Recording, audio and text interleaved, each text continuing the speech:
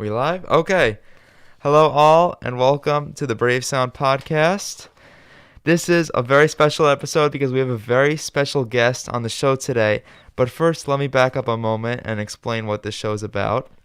This is the show where we uncover the stories, processes, and worldviews behind some of the most artful and creative musicians out there today. Mr. Don Lewis, a multi-instrumentalist, vocalist, and innovator in music technology, has talents beyond the making of music, as he is also an electronic music pioneer, having created the Live Electric Orchestra, an amazingly elaborate solo instrument connecting a multitude of different keyboards and instruments and synthesizers that help provide the basic framework for the MIDI standard and preceded it by 10 years. In the studio, Don has worked with the likes of Quincy Jones, Sergio Mendes, Michael Jackson, Brothers Johnson, and Marvin Hamlisch. He also has scored and produced music for television, film, and commercials. In addition, the documentary The Ballad of Don Lewis, created by filmmaker Ned Augustenborg, was released in 2019 and tells the story of Mr. Don Lewis's life in great detail. Both Austin and I had the great opportunity of checking it out and would highly recommend it as an educational and informative piece of work on the electronic music industry and much more, including Don Lewis's life. So, without further ado, welcome and thanks so much for being on the show, Don Lewis. Thank you, Michael. Good to be with you and Austin. This is quite a pleasure. Being Yes. at Austin, we have a mutual friend. His Yes. uncle, who lives out here in Pleasanton, California. Yeah. Thank you so much for inviting me. Thank you. It's an honor to have a bit of your time to talk about an era of music that Michael and I both have recently found a lot of affection for. Just and that was one of the things that struck me about the documentary as well. I mean, we can start anywhere you'd like, but I remember.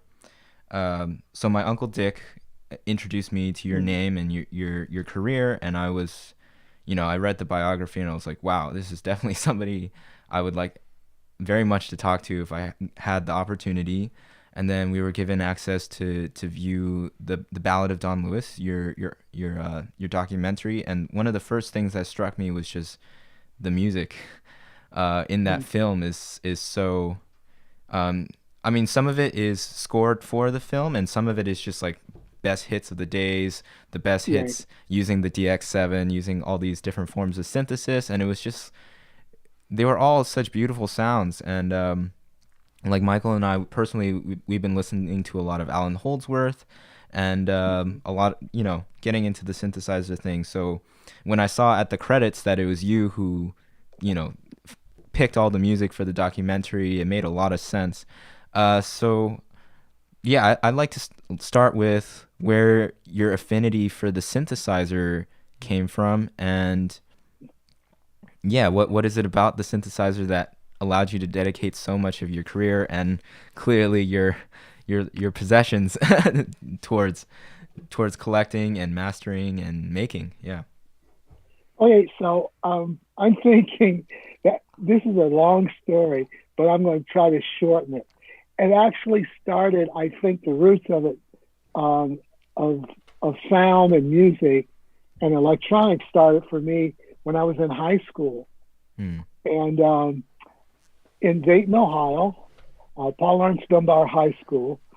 And my sophomore year, I enrolled in one of the shops, and we had an electronics course. And I loved math and science. And so actually that became a lab for math and science for me. We built radios and we built a television in our junior year, and from scratch, from surplus tubes and stuff from the old aircraft of probably World War II stuff that my instructor, Sam Ewing, went out to Wright-Patterson Air Force Base and procured all these things and brought them back, and we tore them all apart. We camelized all and took all the parts out and and then catalog them. And so when we start building our circuits, we had our supplies. So we really didn't buy anything. And and so I learned about, amplifiers, things like that, right? And learned how to make them. We had test equipment, function generators that produce sound, say sine wave, square wave, and all of this stuff. This was back in the day of vacuum tubes. Right. So, but the whole idea was that I was at that time just learning to play keyboards in high school, and I played pipe organ at church, and I played piano at school, and rehearsed on a Hammond organ at school. And so I had an ear for what was going on, but I wanted to look beyond just playing the instrument. I wanted to know how the instrument was made. What's inside of this thing that makes this thing sound the way it does. The Hammond. So I've always, the Hammond, all the instruments I play, even the pipe organ. Because I remember going up in the pipe organ chambers there at the church and finding we had one of the pipes got out of tune, so I went up there and actually found it and tuned it, that kind of thing. And so I was always curious. There was a curiosity. And I think I got that from my general science teacher, William Young, who told us in our first session together. He says, "If I don't teach you anything, you got to learn. You got to remember what I'm going to tell you now." He says, "I'm here to teach you to find out what you don't know." Huh. That stuck with me. That was as a freshman in high school. So that's the beginning. That's the seed. Those are the seeds. And of course, working with music and then working with the instruments and knowing something about how these instruments were put together, how amplification is, how to generate sound. This was before the synthesizers came out. So when I heard my real inspiration came when I heard the first album called Switched on Bach. You probably remember that in the movie. Yeah. Okay, and that was a Moog synthesizer, and Walter Wendy Carlos. It was Walter at that time, but Wendy Carlos came out with that album. I think it was somewhere around 1968 or something like that. Man, it blew my mind. But it took her 2 years in the studio to realize that album. And when I heard it, I had been playing things live. But when I heard that sound, I says, I'm going to learn. After I found out it took her 2 years to, I says, no, I can't wait that long. I got to learn how to play that. I have to have an instrument that can play this live. Those were all of the turning points that eventually I got to Leo, Live Electronic Orchestra.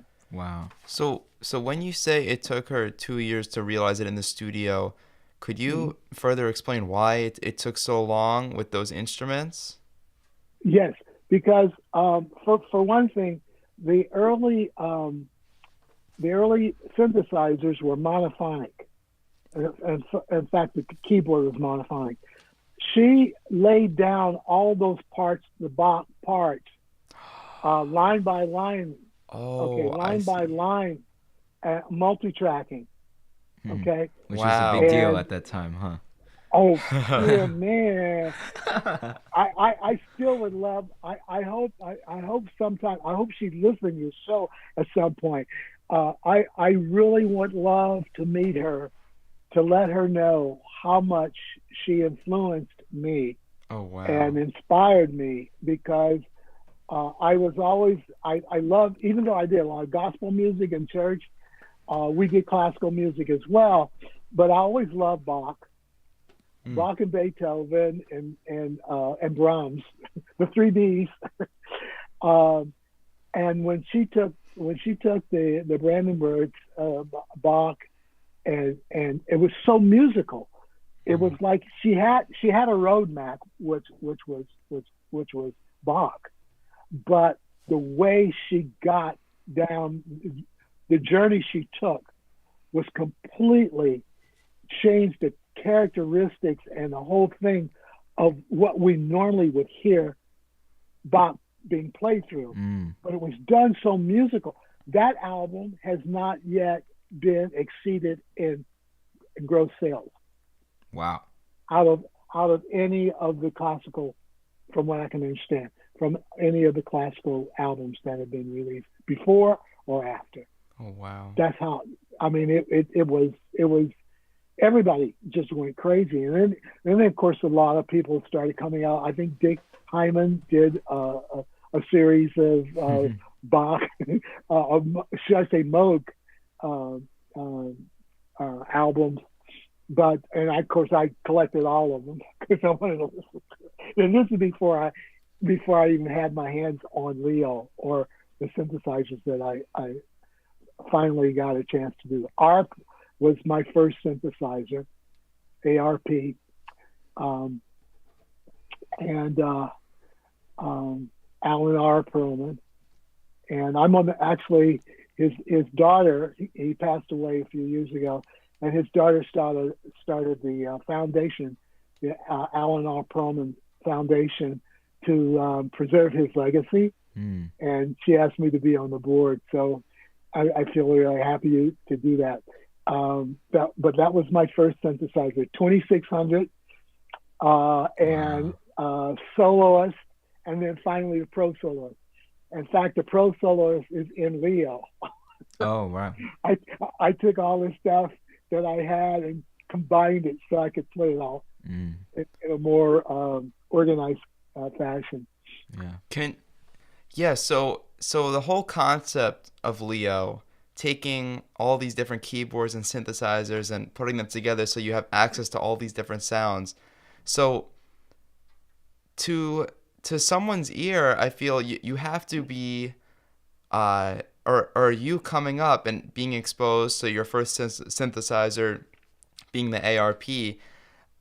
So what was your reasoning for combining all of these? Was it because there was unique tones that you wanted in the sound palette, but you couldn't get only playing one keyboard at a time?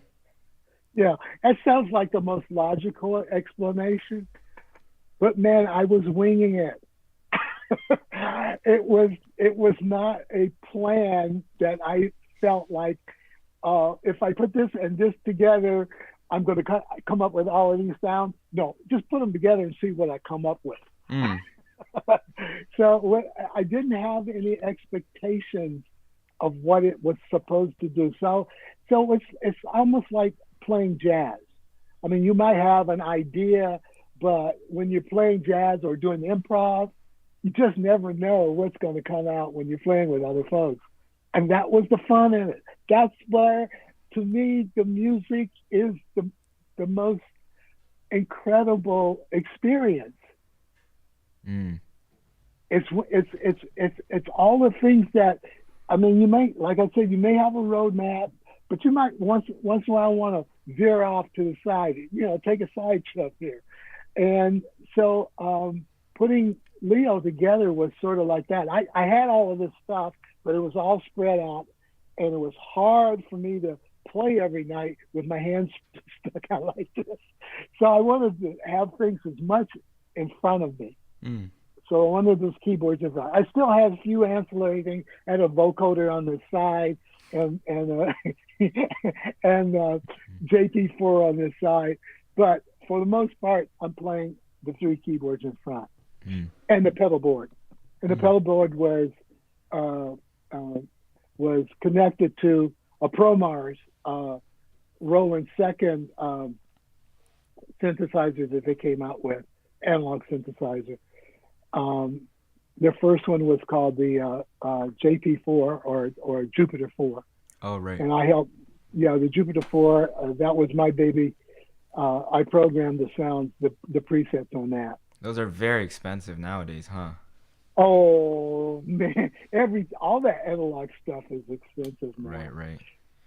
Well, I It's think because it's gotten old. right. That's a good thing. um, but yeah, I think Leo is such a fascinating instrument because of how pioneering it was, 10 years before MIDI. But also even just the name, like I think that could be a good format for our conversation live, your experience Hmm. Hmm. playing in San Francisco and in Carnegie Hall. We'll definitely dive into that. Electronics, all your Hmm. engineer brain that you were talking about that you developed as a kid and really gave you a lot of opportunities that a lot of musicians don't really think of. But then the third word is kind of stuck out to me, because orchestra, live electronic orchestra, because when I think somebody of our generation thinks of synthesizers, we think of like 80s synth pop, we think of like film scoring, Hmm. we think of Hmm. like very contemporary uses of synthesizers. But your first inspiration was Bach, or Wendy. What's her? What's the full name? Carlos, Carlos. Wendy Carlos. Yeah, and that whole album of synth Bach, and it Yeah. seems like it wasn't. People didn't really know what to make of synthesizers at this point. They weren't like, oh, we're gonna make music that sounds like this. Like people were trying classical music out on it. They were Hmm. trying whatever. Can you describe this this state where synthesizers, this period where synthesizers were just coming out, and how this was embraced by the classical community, and why that didn't really tend to catch on? Well, I think for one thing, as I stated before, it took her 2 years in a studio. And when you're doing stuff in a studio, not necessarily can you do that when you get on stage. Mm. It was one person. Right. It was one person. It wasn't an ensemble. And so to duplicate that, she would have probably had to have about 3 or 4 different musicians with her to play these lines if they were to do it live. Mm. And so I think that was one of the reasons. The other thing, I think it caught, people really sometimes we get hung up about where we think the proper place for an idea is. If it's a traditional sense of using the word orchestra, so to speak. Mm. Orchestra, normally you think you know what it looks like. Right. A band, you know what it looks like. But when you started to talk about synthesizers, what is that going to look like? You got a bunch of knobs and sliders and things like that. And then you're talking about textures. And for me, the orchestra, I think I came up with this. The orchestra to me has always been a radio program that my mom would listen to on Saturdays from the Metropolitan Opera. When I was just a little kid, maybe 4 or 5 years old, Mom would turn on the radio and she wanted to listen to the opera.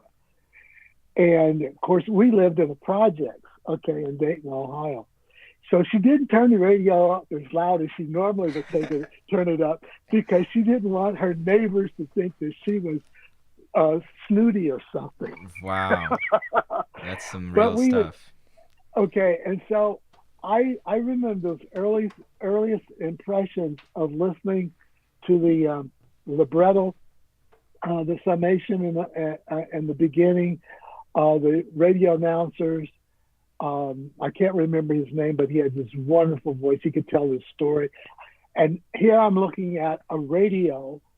I'm looking at the dial on the radio, and in my imagination, it was like a television. I could see that orchestra. I could see not Carnegie Hall, but Metropolitan Opera. And because my ears became my eyes. My ears became my eyes. And I can imagine, this is the stuff that a lot of kids don't get to do anymore, because everything is screen, video, oriented. And so the imagination, to have that time to imagine what these things were. So in the back of my mind, I wanted to be a conductor. In fact, I remember standing up after a few months of learning what this was going to be all about, when Mom would do this on Saturday, when the radio would come on and the orchestra would do the overture, I would stand up and act like I was conducting the orchestra as a little kid. So this is all, these are all things that were bubbling around in my mind for many years. I always wanted to be a part, or be a conductor, in fact, of an orchestra. And so when the synthesizer came out, and when I heard what Wendy did, I said, that's an orchestra. It's just different instruments. She's using a different set of instruments. I call the traditional instruments, I call them mechanical synthesizers. What does the word synth means? Man-made, okay? Human-made, okay? And so those are mechanical synthesizers. And then we came into the electronic synthesizer, and then into the digital synthesizer. But the original synthesizer is the human voice. Right. Human-made. Yeah, and when you hear a soloist on a traditional instrument, whether it's violin or saxophone or oboe, and they're playing something very sensitive, it's almost like you're listening to someone singing. And that's what gets us as an audience, because most people have a voice.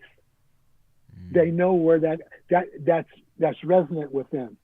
I mean, it's innate, and so they can actually resonate with that sound, and the emotions that come from that. Wow. So that's for me, that's what the orchestra was about. And when I heard her do that, then I wanted to take the synthesizers and then put it together so I could actually play it from my fingertips. Wow. What a beautiful way of thinking of synthesis, just as, the mechanical synthesis, and then the voice synthesis, and then the electronic synthesis.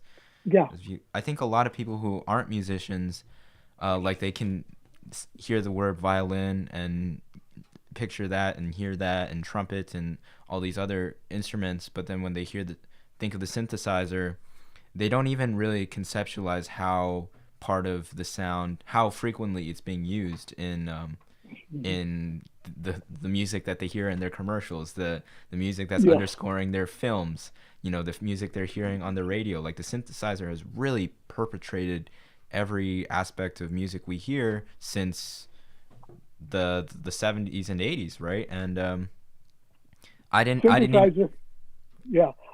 synthesizers are sort of like the spices that you can put on in a recipe that gives it a little bit more of a twist, or a little bit more, something that attracts your ear. Yeah. I'm sorry, I didn't cut you off. No, it's great. Yeah. I want to ask you, so you developed this instrument in the 70s and the 80s, and looking back over the years, how do you think synthesis has changed sonically from where it first developed to now where it is? Because the reason I ask this is because looking back at different decades, a lot of people can pinpoint, oh, that sounds like a track from the 80s. That sounds like it's from the 90s. That's like early 2000s. So what do you think it is that makes these differences? The first one I can think about, because the early synthesizers, the analog, they weren't very predictable as far as pitch was concerned. They would get out of tune, just like, if you're playing a guitar and once in a while you got to tune it. well, and actually room temperatures and so forth would affect them. Wow. Okay, so that was in the analog days. Move up to the digital days, that didn't happen. What year would you give the digital and analog days? Well, I would say probably the first digital instrument that I think made a noise for the most part was the DX7. Mm. It was FM digital. And I think there were others that came along about the same time. I think Fairlight and then St. Clavier. All of these were digitally based, so to speak. And so, in fact, the problem that we had with them being so precise is the fact that they didn't have any life. And we used to have to build in this out of tuneness. LFOs. Well, with the LFOs, with the vibrato, but sometimes we would detune two oscillators. We take one oscillator. It was just like a piano. Piano has normally three strings in it. And toward the end, the bass, you got two, and then sometimes one string. But in the middle and to the top, they're about three strings. Normally, those are pretty much into when you know when they're out of tune. Yeah. You can hear that. Yeah. Well, in an orchestra,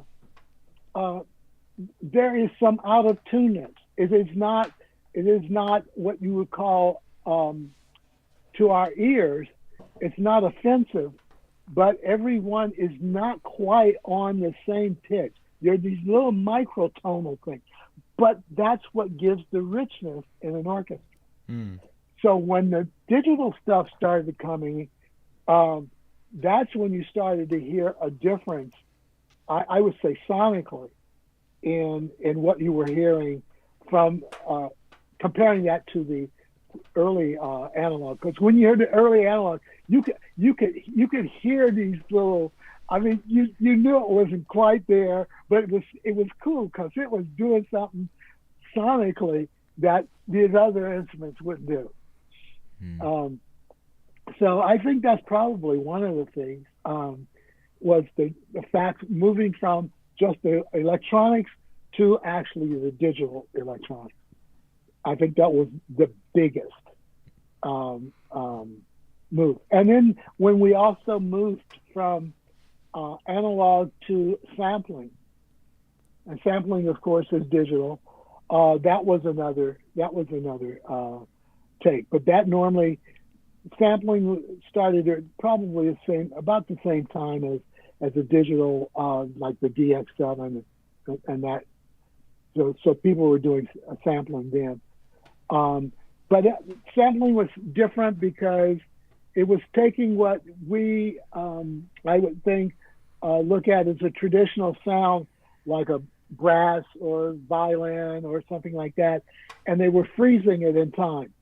They were basically, they recorded those instruments and then put them in memory and then played them back, And of course, it's like photography. I mean, if you take a picture, one picture, you're going to have to get several pictures before you're going to get movement where it looks like it might be live, okay? Oh, right. It might seem realistic. Well, in the early days, they didn't have that many samples. So. Oh, right. Now they have like round robins where you can press the key twice and get a different sample each time. Yeah. Right. And so those are the subtle, but the ear can tell. Mm-hmm. The ear can tell. And if you were like you said, if your age group was, in the 80s, you heard that music. It's in your memory bank forever. If you were born in the 90s, that music is in your, and you can tell. And if you were between the two, you can say, oh yeah, that's this group, that's this style, and so forth. Yeah, so that's where. Yeah. I mean, there's a part in the documentary actually where you show specific instruments, certain synthesizers and drum machines that you definitely had some input in developing some of these, and how many songs use the same sound, and that helps define an era so much with every song. And it was really amazing actually to hear, like, wow, like that's the same sound in all these pop songs, you know. So Right. yeah.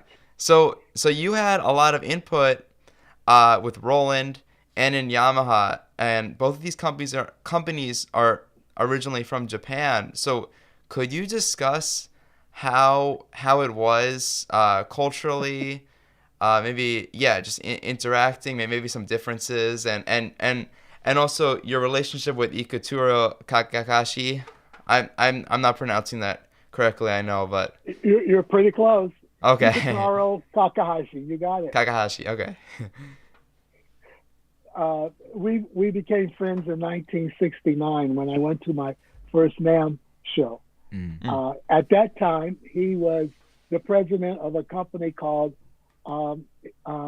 Ace Tone, and Ace Tone made this rhythm unit called the Rhythm Ace, and that was the first time that I played with a rhythm unit that wasn't built into the organ. And when I bought, okay, let me back up a little bit. I've worn many hats.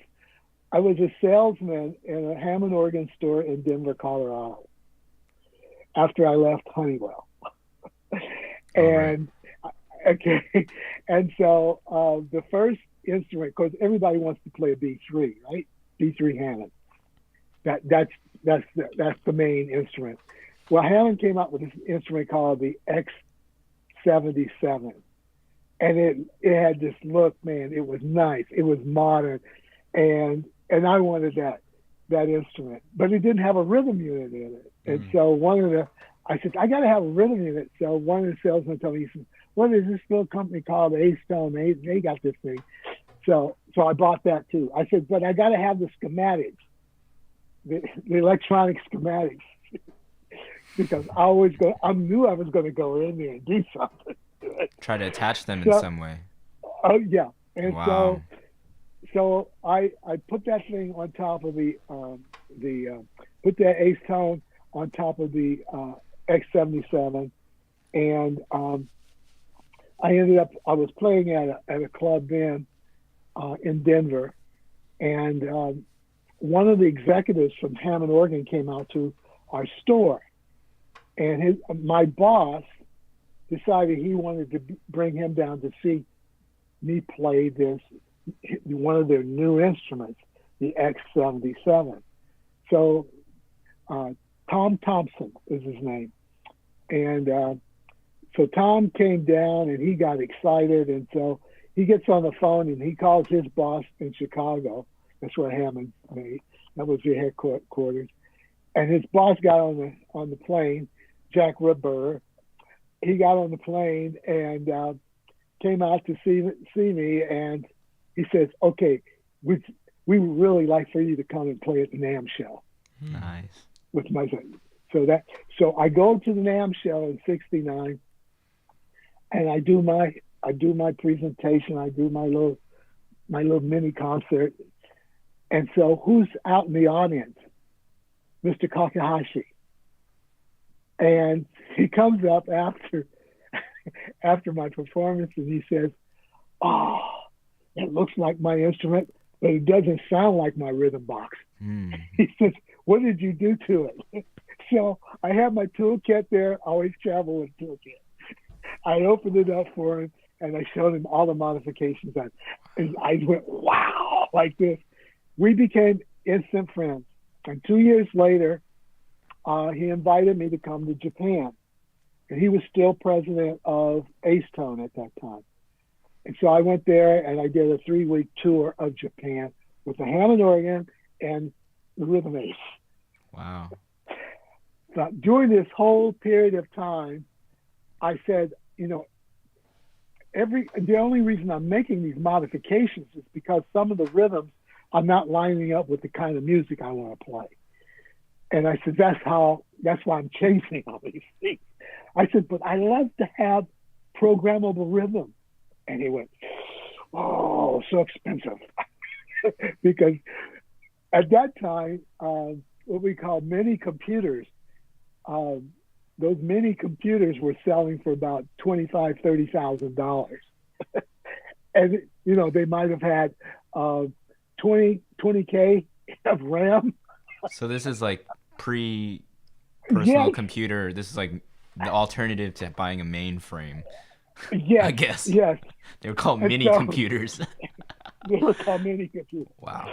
And so anyway, so I stayed on him for God knows how many years until they came up with when the prices of the components when digital and prices started falling. Memory was still very expensive then, but when it was a viable way to make a commercial product, then they started working in the idea of a programmable rhythm unit. And the first one he came out was called the CR-68, and then the CR-78, which is right there. I don't know if you can see it or not, but right here. Yeah. That's the CR. So I went over both times as they had these things in breadboard prototypes for manufacturing, and gave them some suggestions and so forth. And then after the 78 came out, they wanted me to come back to Japan. I went back to Japan, and that's when they were working on the TR-808. Right. The TR-808, okay, the 808, basically the only difference between some of the things, because the 808 still had analog circuitry. It wasn't digital. Mm. The only thing was digital was the sequencer. The sequencer was digital in it, but everything else was analog. So that wasn't much difference from the first Ace Tone as far as circuitry was concerned, as far as producing the sound. Same kind of circuits were in there, but I wanted those controls that were inside of the Ace Tone, the little trimmer pots that you would tune each drum and so forth. They were inside. They weren't on the outside. I told them, I said, those things have to be on the outside. Wow. And that's because that's where that was basically kind of like a synthesizer on the outside now. Now we're talking about changing the decay, we're changing the pitch, those kinds of things for each drum. So, oh, sorry. Well, I was just gonna say that was really what made the 808 so revolutionary, because when I think of an 808 now, and now it's like so popular, people don't even say like the Roland TR-808, they just say the 808 because and they think of it as a pitched instrument, more as a bass thing, but it honestly, as somebody who didn't know that the 808 actually came from the Roland TR-808, like I didn't even realize that it was coming from a rhythm machine because it has such a strong pitch, and then I guess it was you who said like we need to be able to change the pitch depending on the song and the music, and it is super important. I think that's why people love using 808s now. It can like really ground the key center of the song and like be very punchy in the rhythm too. You know, that was an idea that I had because I had worked with and I had torn apart all these instruments, so to speak, prior to that. And so the chief engineer for that project was Tadao Kikumoto. He ended up being director of R&D for Roland for many years. And this man's a brilliant guy. He's building robots that play instruments. Nowadays or back then? Well, I would say toward the end of before he went into retirement, he had started on the robots. He's retired now, but this guy, I mean, he is crazy.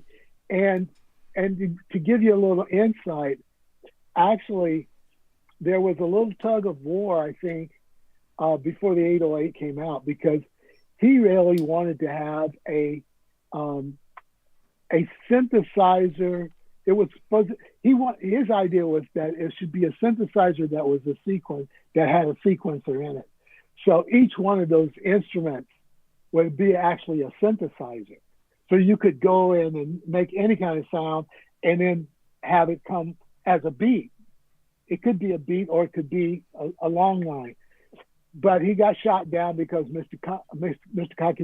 Kakehashi said, no, I wanted it to be a rhythm unit. So we settled on the sounds that would be distinctive to a drum set. Mm. Okay, but in the since then, there's software out there that he has written about his original idea for the TR-808. Wow. So that would have been like could have been a melodic sequencer, like you could have used it to make bass lines or melodies even maybe chords if it was polyphonic. Yeah. Wow. And there were people who are out there, even in the analog days, there were sequencers that were a part of, that you could have as a part of your analog synthesizer. I'd be like a Moog had one. And then, of course, ARP had one with the 2500. That was their big system. And wow. Yeah. So he was thinking way ahead of time, but Mr. K wanted to have something that he thought there would be an audience, a dedicated audience. And he had pretty good success with that until the Linn drums came out. Probably not long after, if not before, and you have to understand that the TR-808 sound was so different from a real drum set until people who were used to doing hit tunes with a real drum set, when they found that they could get a sequencer that had real drum sounds in it, they would stick with that. Okay, because that's what they felt as though their ear and their audience would resonate to. And it wasn't until the hip hop artists started making beats with the 808 that the 808 became a cultural icon musically for them. And so that, I think, and so it went up like, it was like an M, and then So how long was that time? You guys kind of thought it was a dud, or like you thought that Linn drum machine was just gonna kill it off, and then the hip hop artists like said, "Oh, this is dope." Yeah, well, the hip hop goes back where, about 90s? Something. Yeah. Okay, so that would have been like late 80s, early 90s, I would think, when you started to hear some of the hip hop stuff. And what happened though, here's another little tidbit about the 808. The 808 had this cymbal sound, and that cymbal sound was gotten from defective, noisy transistors. The white noise was generated. Okay. So cool. So of course, for about 2 or 3 years, the manufacturers were still having these rejects that Roland bought to put in, because their transistors, they wanted the noisy sounding transistors. Then the manufacturing got better and quality control, and so there were very few noisy transistors. Well, so then the earlier ones got really valuable, huh? Yeah. And so that's when they had to stop. That's when they had to stop production, because about 3 years after that, the transistors were no longer available. Wow. So the lack of quality control gave it its, yes. And then the improvement of Asian manufacturing made it Yes, just not yes. a vibe anymore. Fascinating. Yeah. So what Could you give maybe some examples of what in your first drum machine that you felt, because you mentioned rhythmically that it wasn't where you wanted it to be for some of maybe the musical ideas where you were thinking. So how did you tinker with your first drum machine to get it where you wanted it to be? Like what did you change in it? Okay, so there was a pulse. I would call it a pulse layout on in the printed circuit card, and it would just go like this. Okay, on that pulse there were 24, and you wanted 24. That would be like quantizing to 24. 24 could do 4/4, and it could do 3/4, and triplets, because you can divide 3 into 24 8 times. So 8 measures. Okay, yeah. Or then it would be triplets on top. What I'm saying. So you had the number that you would need to do most of the common time and 3/4 time. I see. So I found out where that rail was, and so every 4. Okay, so every 6 from number 1 to 6. 6 would be 2, so 1, then 2, and then 6 and 6 until I get 1, 2, 3, 4, 1, 2, 3, 4, because it would loop back. So I found out where those sync points were, those pulses coming out, and they went to a switch, and on a panel, and then the switch would go to whatever instrument that would whatever instrument that you wanted that pulse to go to. So the switch normally would have maybe 5 or 6 switches on it, turn it on and off. So you might be able to have at least 4 or 5 sounds or 6 sounds that could be played with that switch. Mm-hmm. So I went through and I found out where these things were. And to the circuit, each one of these circuits, the oscillators, the filters, and so forth, they were all in one area. So you had a bass drum, you had the snare drum. Snare drum was made up of 2 circuits. One had white noise in it, so you get the snare sound. Mm. And then the other was regular, probably clipped sine wave pitched up, and so then you had the other cool sounds there. Yeah, and so you pick those out, and so if I had a beat, because I was doing I started doing a lot of disco stuff, so there was a lot of 1, 2, 3, 4. Everybody's jumping around, and so but he didn't have all of those sounds on there. He didn't have all of those sounds. The disco sounds, you mean? Yeah, he didn't have that many disco sounds that sounded disco. Yeah. There was always something in there that messed it up. Wow. So for me, it did. And so I could go in and after I identified where the circuits were, mm-hmm. and where the beats were, where the pulses were coming off, then I could go in and redirect those with dials. Wow. Oh, so with dials, meaning you were able to manipulate the sound. So there were dials inside the device, but it wasn't meant for consumers to touch, yes. Right? Yeah, they didn't have. Because there were times when I wanted more instruments, maybe more than 2 instruments, maybe at least 2 instruments to play on the same beat. I had to use a diode coming off the pulse so I wouldn't kill it, because the diode only allows current to go in one direction. So So this So if I had two signals coming out, they would almost cancel each other.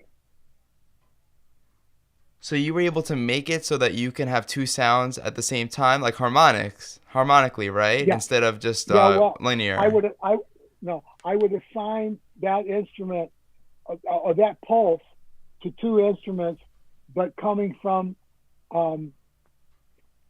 that pulse could be assigned to two instruments, and that would basically give me a sound. Because sometimes I would like to have a bass sound at the same time as the snare. Mm. Okay, like on two, like 1, 2, 2, 2. Four on the 4. floor, Okay. yeah. Yeah. So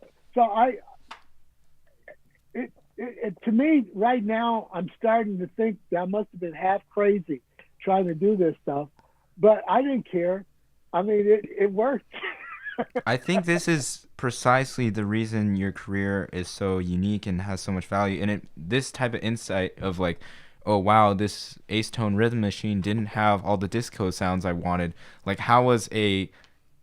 this is what makes you different from an engineer who works for Roland, right? So you have your Okay. beautiful background in church music and your musicianship, but then you also, as we're finding out, this is not just you opened up your instrument and you tinkered with it.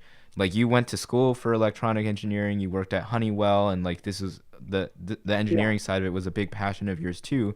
And then to have the insight of what musicians need, and then to literally look in the box and figure it out. I mean, did you I guess that would be my question.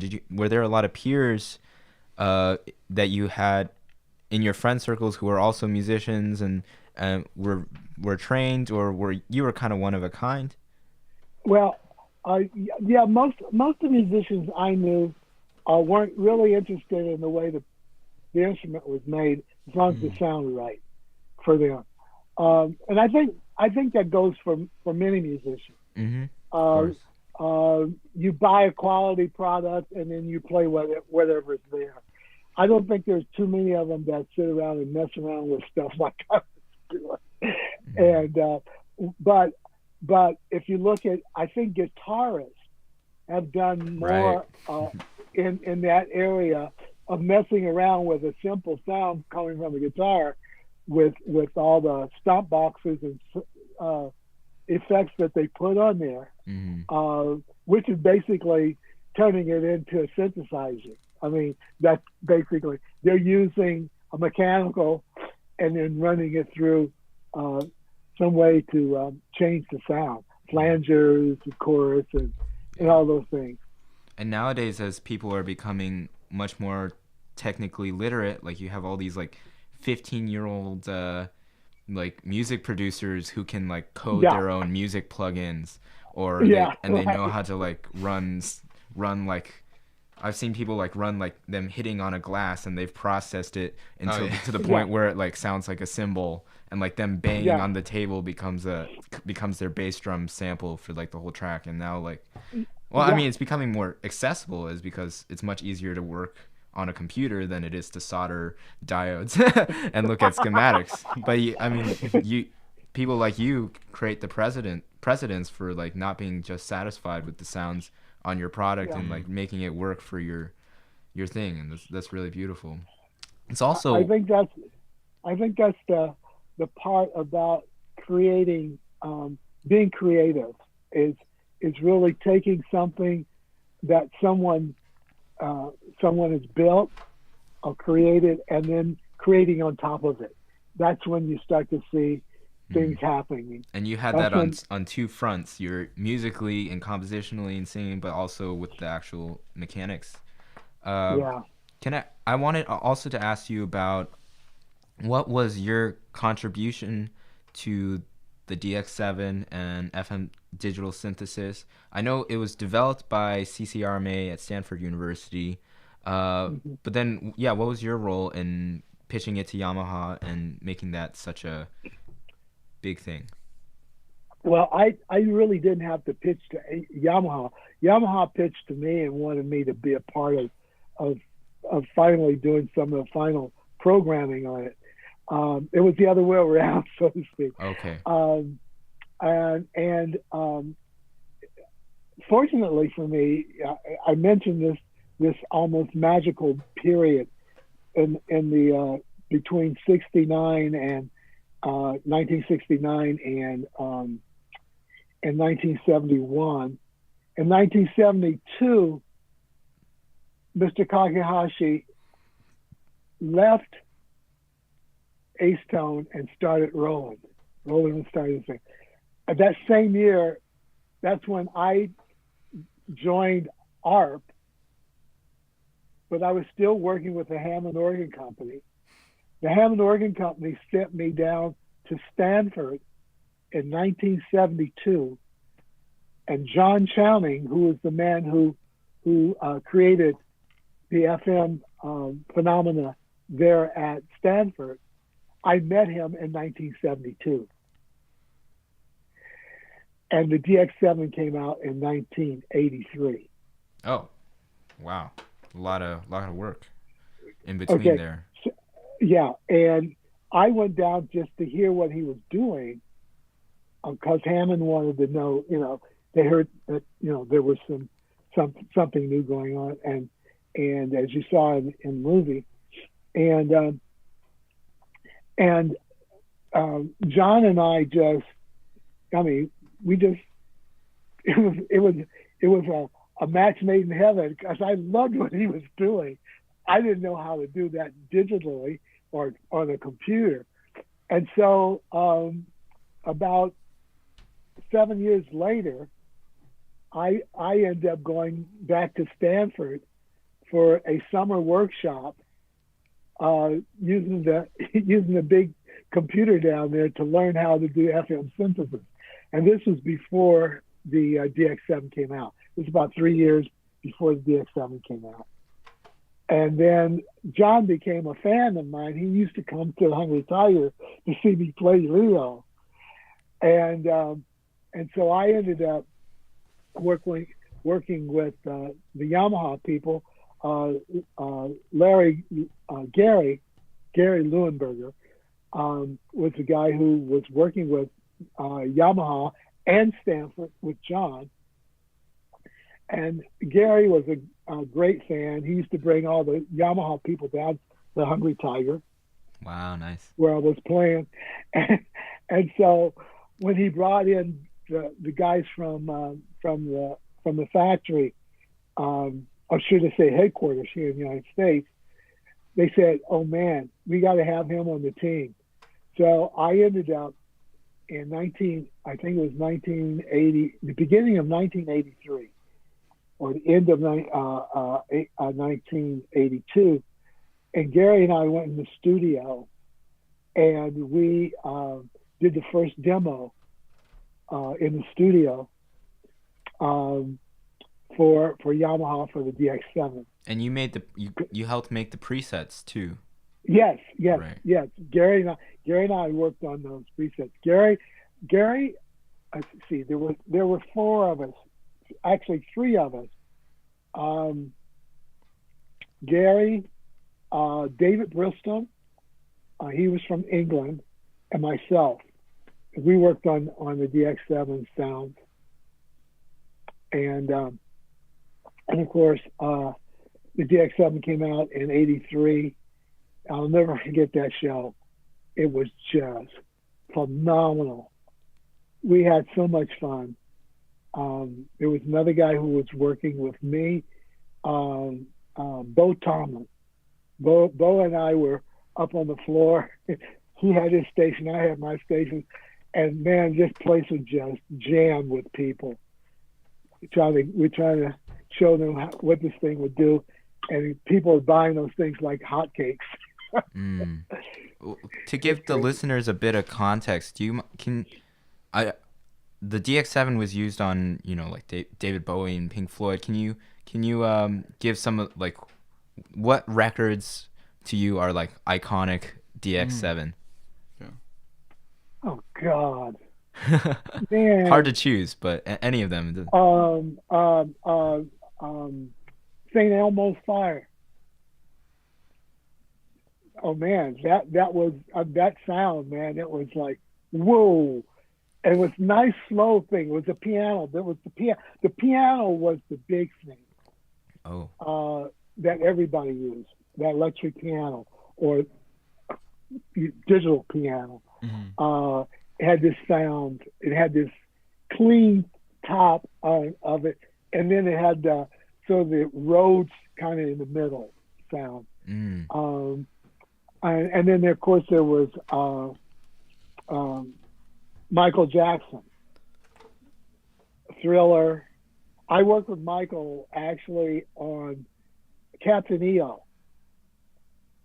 I don't know if do you guys know about Captain EO? That was a Disney.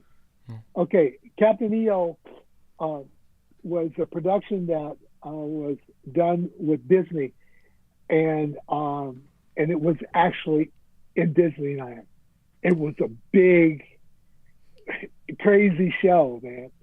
And I remember being in a studio with him, and John Barnes was Michael's synthesizer guy. And right, he's in the documentary as well. John Barnes? No, John's not in the documentary. Oh, okay. I don't think John is in it. But we worked together on that on Captain EO. And we had a synclavier. We had all of Yamaha stuff. The Y cams, which is over here. I got some of the stuff. Some of the stuff that we were working on back then, and we worked on that sound design for that and some of the music. I think it was Horner. James Horner was the guy who orchestrated some of the score for Captain EO. And I think they brought it back. Disneyland brought it back. It was there for a long time. It was a big amusement. You walked in this place, and I think there were, I don't know how many speakers. There was a dome of speakers in this room, and everything was in 3D. Wow. Yeah, it was crazy. So I was under the impression that you had worked with Michael more as like a recording studio musician. I didn't know you had this sound design thing project with him as well. Well, I actually, Michael and the Jackson 5, I this is crazy. Now you get me. My brain is going like, okay, 1974, when I came to California, I met them in 1974, the Jackson 5, and it was up in Tahoe, and I was playing in one of the lounges there at the Sahara at that time hotel, and the big room was open on the weekend, and I remember it was a Wednesday night. And Jackson 5, their band came in to where I was playing. And of course, I had the synthesizers there. This is before Leo. I had the synthesizer, but it was everybody was in the synthesizer. Oh man, you got synthesizer, man. Everybody. You caught their attention, huh? Yes. And so anyway, so they invited me to come down and meet the Jacksons when they came to do rehearsal on Friday. So I went down there about 1:00 in the afternoon, and I met them, and so they invited me to come to their show. When I was playing from 10 o'clock at night to 4 in the morning. Working man, in huh? In the casino. Woo. Yeah, that's a tough thing. Anyway, so their show started about 6 o'clock in the evening. So they invited me to come down, and I'm sitting down there, and the whole entourage of the Michael, or should I say the Jackson 5 entourage, was sitting at the long table right in front of the stage. Okay, so I'm sitting between there's two little girls sitting, one on either side of me, and the show started, and about 15-20 minutes into the show, all of a sudden the spotlight hit our table, and these two little girls jumped up. It was Latoya And Janet, this little girl jumped up and went to the stage, and I was sitting right between the two of them. I can't even believe my So, ears. It's so cool. yeah, no, it was really crazy. And so I don't know, you guys weren't around during that time, but Unfortunately. yeah, but anyway, that was a tough year, the end of 74, because that's when who was it? Tricky Dick, Nixon. Oh, okay. When he retired. Watergate. Yeah, Watergate. And Ford came in. Gerald Ford came in and said inflation in the country economy was crazy. And so he says, we got to stop this inflation. So he says, it was called WIN, WIN, whip inflation now.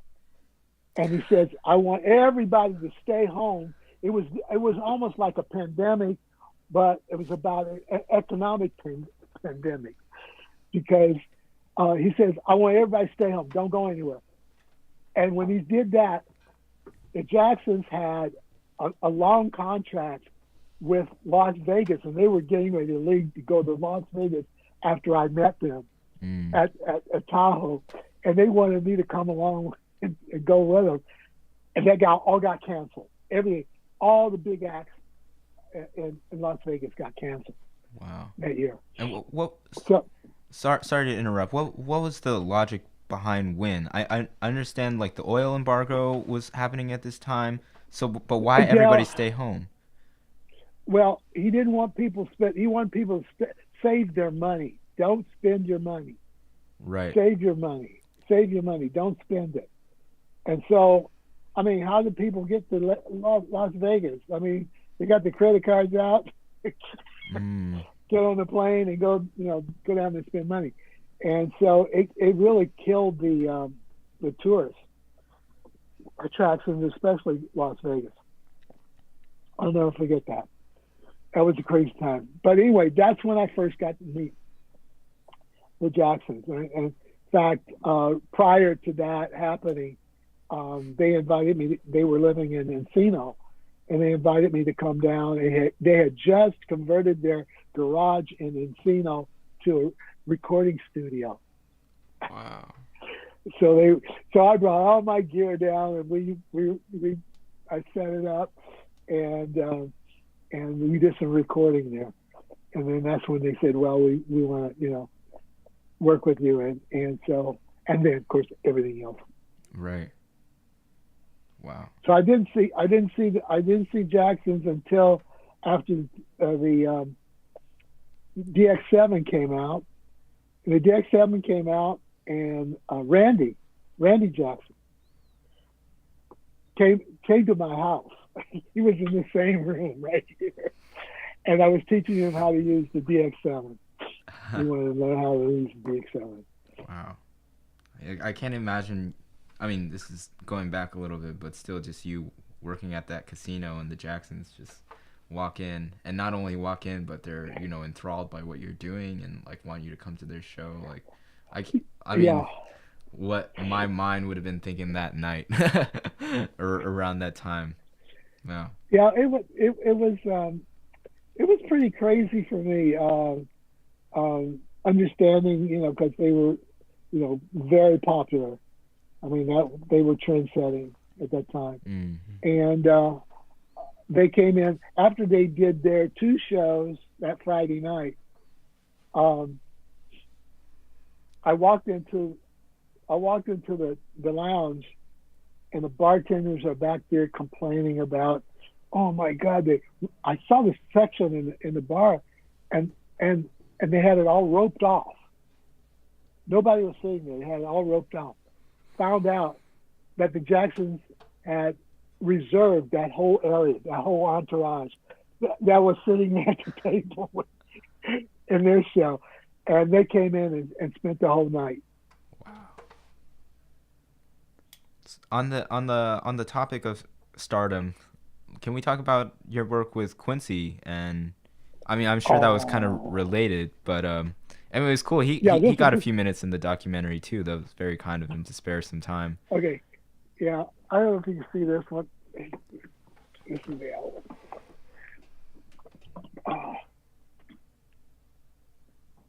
That's it.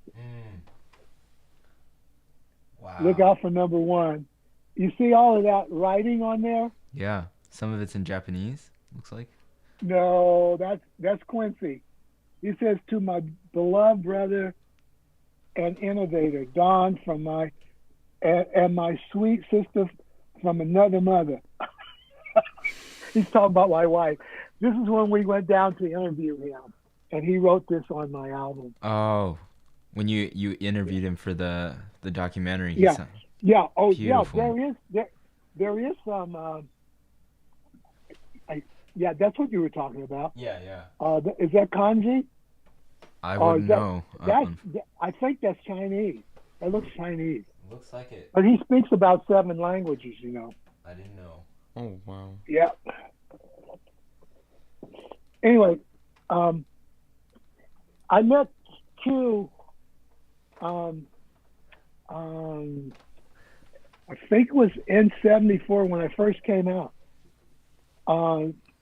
The beginning of '74, and I just had my 2600s. I had 2 2600s that ended up in Leo, and one of the guys I was doing some teaching on synthesizers, and Armin Pasetta, who I don't know if you know this synthesizer system called Tonto. Ever heard of Tonto? No. It was okay. This was a Moog on steroids, a Moog synthesizer on steroids.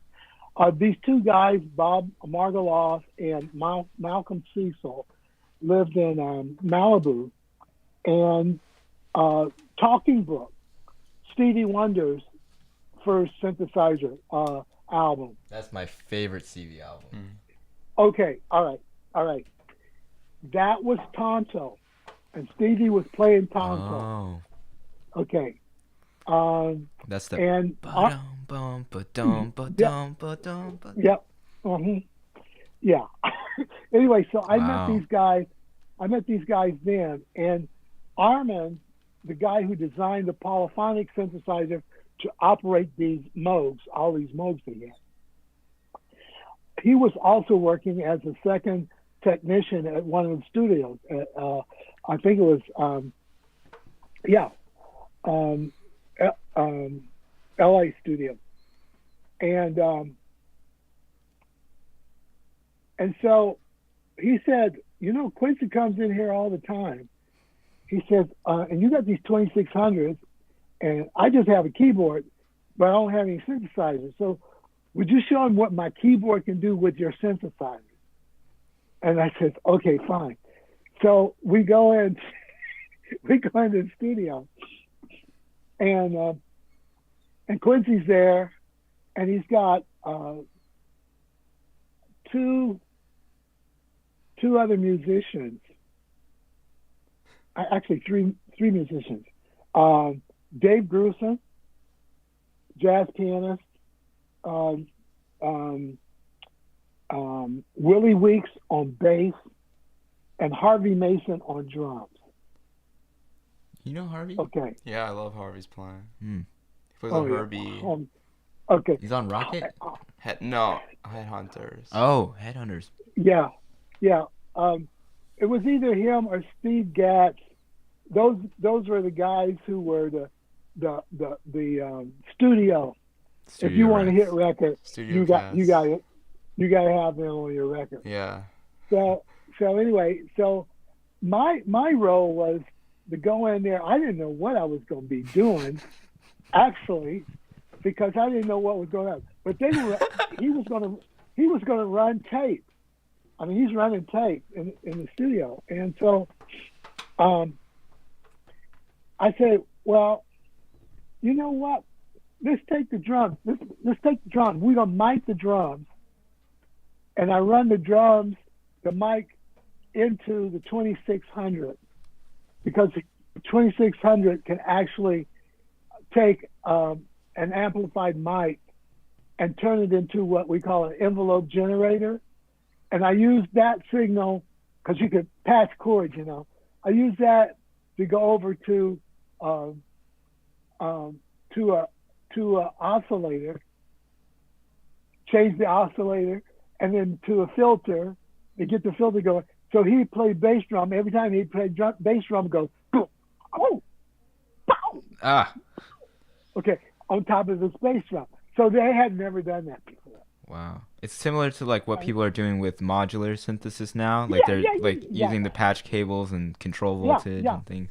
Wow. That's why the 2600 was so powerful. It was a portable unit, and so you could carry it anywhere. But you had all of these. I mean, you sat there and looked like what used to be a telephone operator. Right. Those little like chords. Yeah. Wow. Patch chords. Those are really cool looking too. Like when looks like you're evil scientists when they're all going, and in real time too. Yeah. And so then after we did that with the drums, and the tape was running all this time, and so I took the bass guitarist, Willie Weeks playing bass, did the same thing to him, had him activate the synthesizer with his bass, and then Dave Grusin would come over and play on the keyboard, and every note he would play when the drums were going, it wouldn't play until he could play the note, but it wouldn't sound until the drum hit. You know, so I was thinking, so it was the same idea as what was happening inside the rhythm unit. Oh. Only thing I was using there was an acoustic sound converted into electrical sound through the microphone and using that as a trigger. So cool. So we got to doing that stuff, and so we were supposed to be there maybe 3 hours. I think we could get out there. It was 9. It was 9 hours we were in that studio. Wow. I couldn't believe it. We spent 9 hours in there. So, this experimenting with stuff, and that's how Quincy worked. I mean, when he started working with the synthesizers and stuff, when he saw all of the palette that expanded from the orchestra, I mean, he was totally into that stuff. Wow. Totally into it. And so, I mean, that's very interesting, like the analog triggering the digital sounds. Like, so I guess, I mean, there wasn't a nice plug-in to like set a threshold. Like, you had to figure out some type of, I don't know, resistor to. Well, with the way that the ARP has, it has a microphone input, and you could change the input levels, and you could take that output from that preamp and run it through what we call an envelope follower, which takes the sound, and instead of the sound being there, it takes it and makes it an electrical, like a wave envelope, a wave, and you take that wave and then you control the filter. Wow. By opening it up that way. And we can hear this on the Brothers Johnson record, or other things. Well, Brothers Johnson happened. That happened maybe about 6 months later, after we did that initial session, and so I was brought in to work with them. They didn't, it was just George and God, what's his name? George and Plath? Lewis. That's the reason I couldn't remember his name. Lewis and Joy. Oh, right. he spells his name differently. Anyway, it was when they were putting their album together that Quincy called almost the same group that I had the first time, except for Willie Weeks, because Willie, they didn't need Willie. Right. But Grusin and Dave and Harvey. So that idea you were talking Harvey Mason. about yeah, Harvey Mason with taking the Mm-hmm. analog instruments and putting them into the synthesizer. So was that your original concept, and did it strike as an idea from that recording session, or were you just toying with the idea in the past? Yeah, no, actually, like I said, I don't know that I had anything scripted out other than playing the instrument, but I wanted the instrument to be more than just by itself, because it only played one note at a time. So I had to find, and because it played one note at a time, I wanted to be able to find other ways to use the instrument and not leave the other instruments out of it. I wanted to connect that acoustic world with analog synthesizer world, and that was the ARC 2600 allowed me to do that because it had a microphone input. So when you were taking apart these instruments, and I really admire the level of dedication and determination it takes, because I've taken apart things before, and Austin, I know you also, when you were young, you were building computers and stuff when you were like 12 or 13 years old, and it's something that I admire a lot, because I'm not very good at taking apart things. Like, usually they don't work once I finish taking them apart. But what can you describe, like I know that you started, and the passion for that came when you were in class and stuff, but like it must have been like what do you do in moments of frustration? Let's say you buy this module or something and you try to take it apart, and then for some reason it's not working for you. What's your next step in the process? Google. Nowadays. Nowadays. Now it would be. Yeah. Now it would be. Yeah, YouTube. Exactly. Yeah, I fixed my furnace by YouTube. What did I do wrong? Yeah, I don't. I don't know. I think I had enough knowledge to be dangerous, exploratory, and there were. And because I was doing it for myself, I would never do this for somebody else. I didn't feel like I was going to be guilty breaking something. If I broke something, there would be always a way possibly to fix it. And sometimes when I broke things, I actually made it better. Like the 808 transistors. Yeah. Yeah, well. That was Roland's. That was Roland's. But yeah, I was really, when you say pioneer, I was really just exploratory. I was always exploring. I mean, I think when I look at things, and we're looking at musical instruments, but I look at life that way. We have certain concepts when we come into this world that are laid out for us, so to speak. And I always put it this way. This is one of my analytic propositions. The first 20 years of our lives, we are absorbing everything that somebody else wants us to know. The second 20 years, we're trying to implement it. And then if we have an epiphany and it's not working for us, what we were trying to do that second 20 years, then we will go and say, I may have to undo that first 20 years of what I thought was going to be the right way to do things. So what I'm saying is that I think we're not really given this sort of perspective, but I think everyone in this world comes here with they're unique. and the way they get here, and they're unique in possibilities.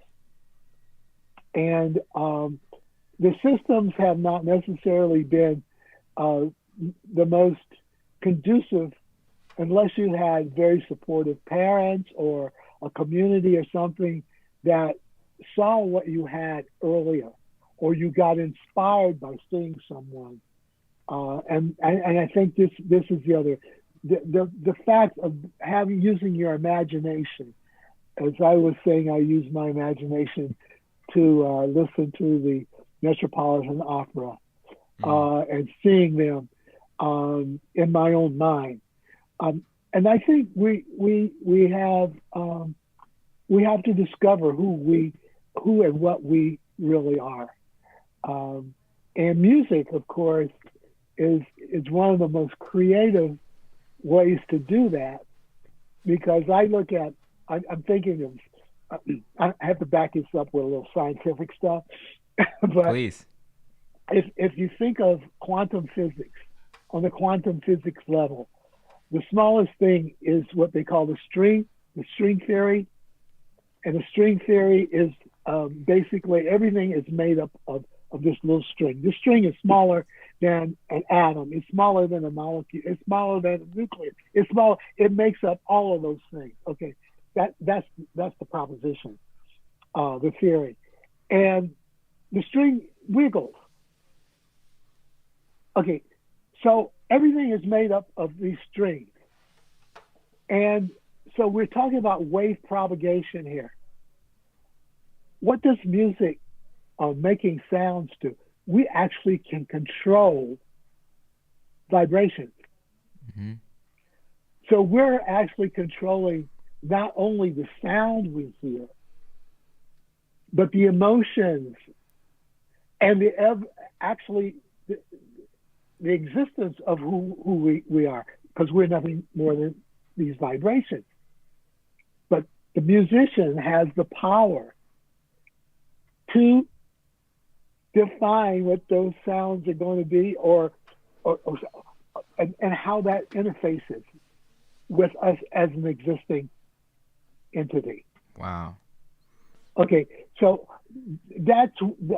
and I didn't learn this stuff. I mean, no, I didn't learn this I was an avid reader. I read mostly technical stuff when I was in high school and college. But I look at the universe, and once in a while you get a clear sky, view of the sky at night, and you look up there and you see all of these stars, different sizes, different brightnesses, different positions, and you wonder how all this came to be. Mm-hmm. And you have to marvel. You have to marvel at it. And then think about you on this earth. You are your own star, and you have a place in this place. Some people might want to define what that place is for you, but if you are unique, each one of you are unique. Each one of us. And finding in your life journey, finding out what that really means is what I call creativity. This is where the creative part comes. We're creating our own reality. And I think music and I think the creative arts are a glimpse into how everything else was made. Mm. If you look at if that string theory holds up, and so that's why I really believe that schools are missing it when they only teach, or the emphasis is only in math and science, and not into the creative arts. Right. And because I remember telling my school board about 25 years ago when we were first moved here to Pleasanton, and finding out that they may have to cut out some of the arts because of a mandate that came down from the state, and they was trying to find money to do the mandate, and there might be some cuts or something. So I went down to the school board, and I had done this was right.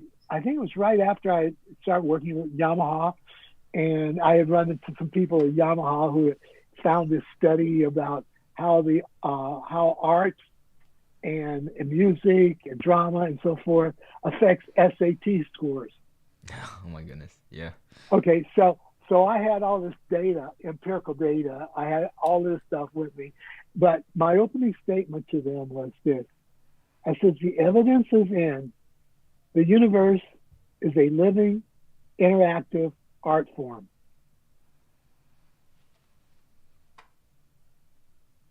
And they went, I didn't know where this came from. I don't know where this is, but that was what I was thinking. And I said,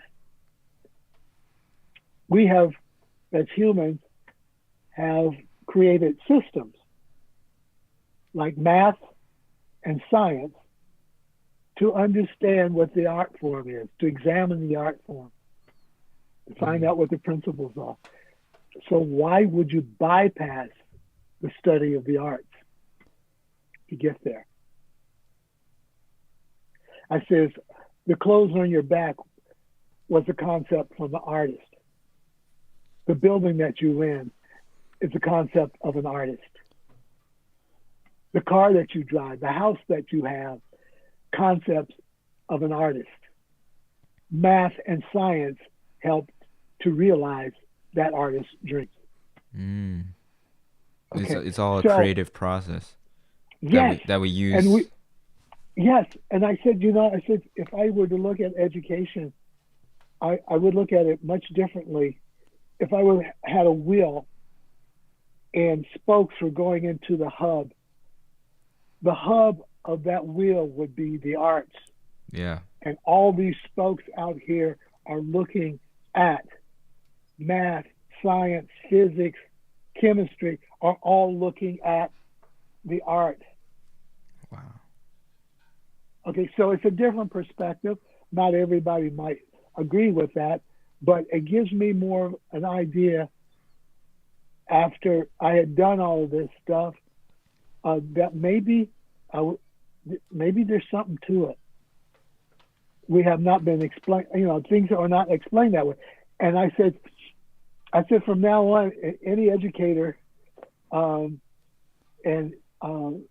especially those who are in the arts, who have a rough time trying to get arts in the schools, I said, use that as your opening line. And because it's all about perspective. It's all about perspective. You go to Japan, almost every developed country, industrial country beside the United States, art and music and the arts are central to the curriculum.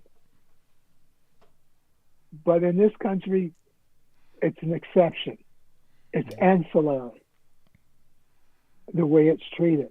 And that's the reason we have a lot of kids who don't relate, because they don't understand that these things are all connected. They're not compartments. And the art is bringing all that stuff together.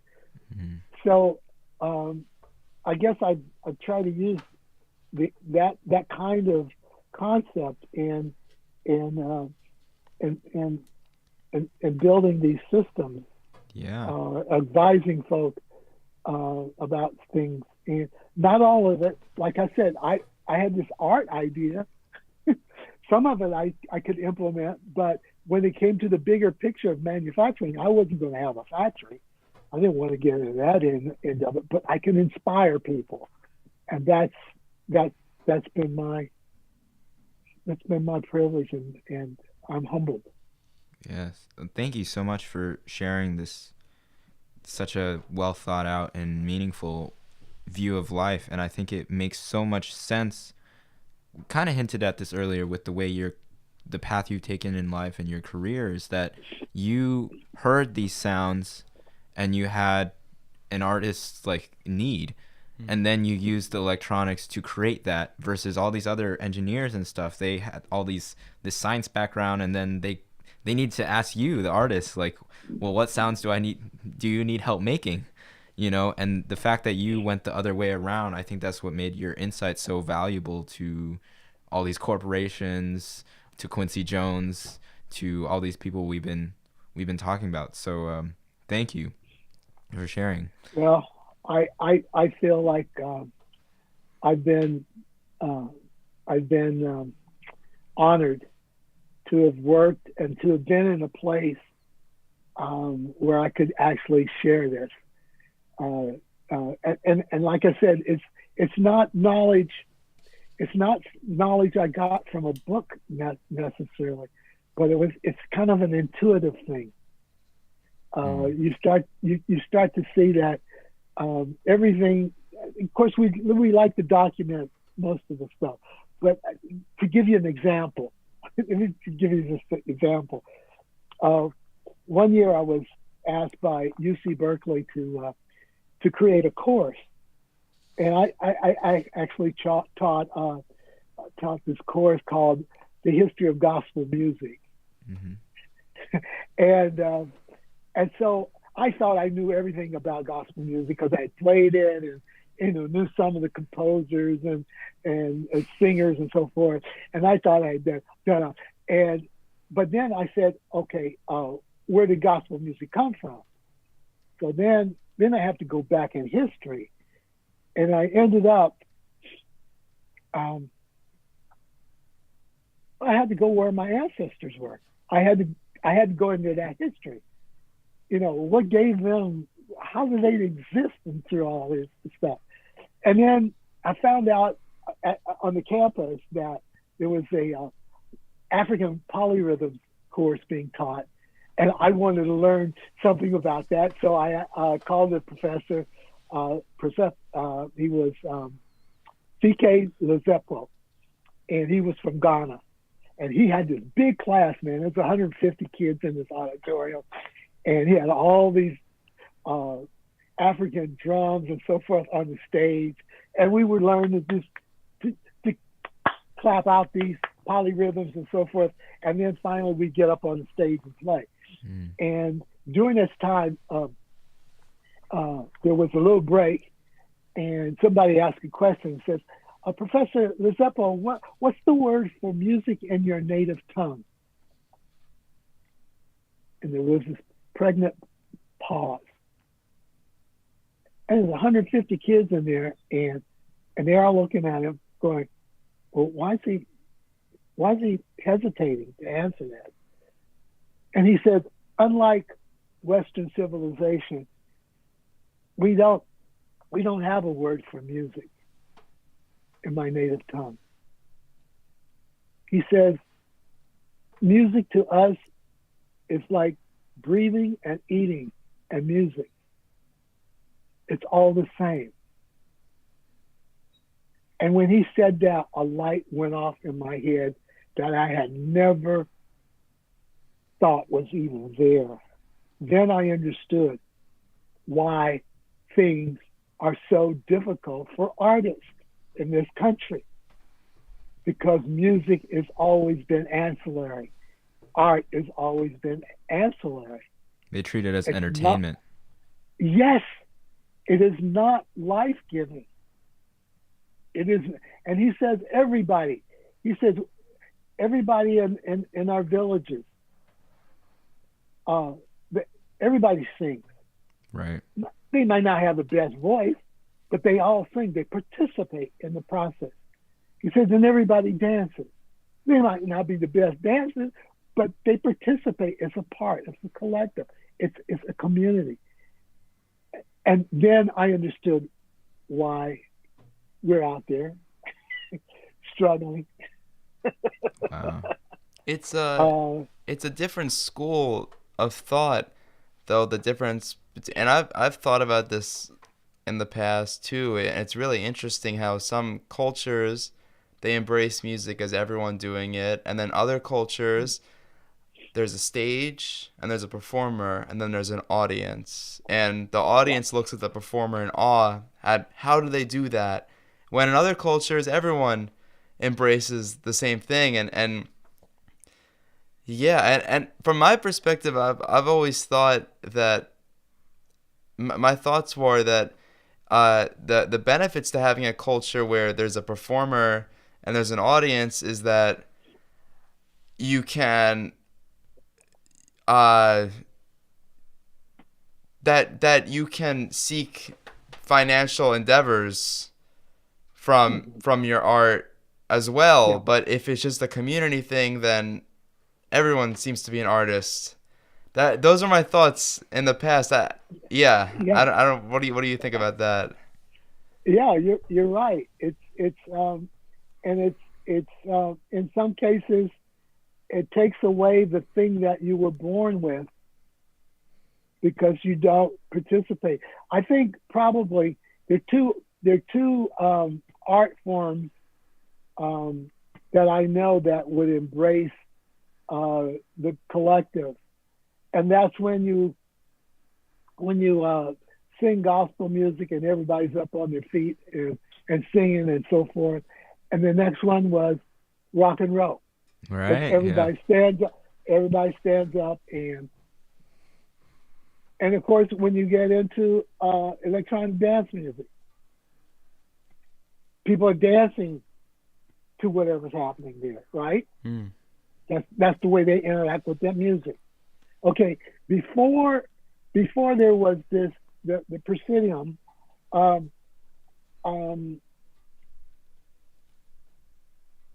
that was, I'll say this, that was sort of the way it was when you're talking about the artist is there and everybody's listening. Okay, but when jazz, the big bands first came on, they were dance bands.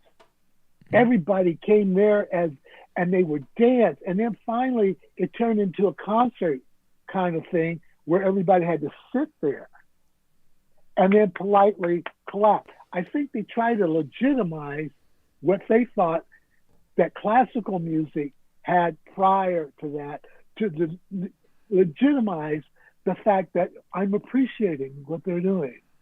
To get more like grant funding. Yes. And so, but it wasn't a participatory thing. But the only thing when jazz started to go in as a smaller ensemble, where when somebody took a solo, after they did their solo, people would clap for that solo and the song was still going. Mm-hmm. The music was still going. Okay. That was about as close as you could get in jazz after the dancing was taken out of the big band situation. Mm. And so you're right. There are two schools of thought on it. It's not saying that one's better than the other. I think, but for the most part, I think that's why we're suffering right now, is that we can't dance together. Oh yeah, that's for real. We can't. Yeah, even though that dance may be just a walking down the street, you know. So yeah. It's not saying that one thing is better than the other. It's just different. It's just different. It's like oranges and apples. Right. I totally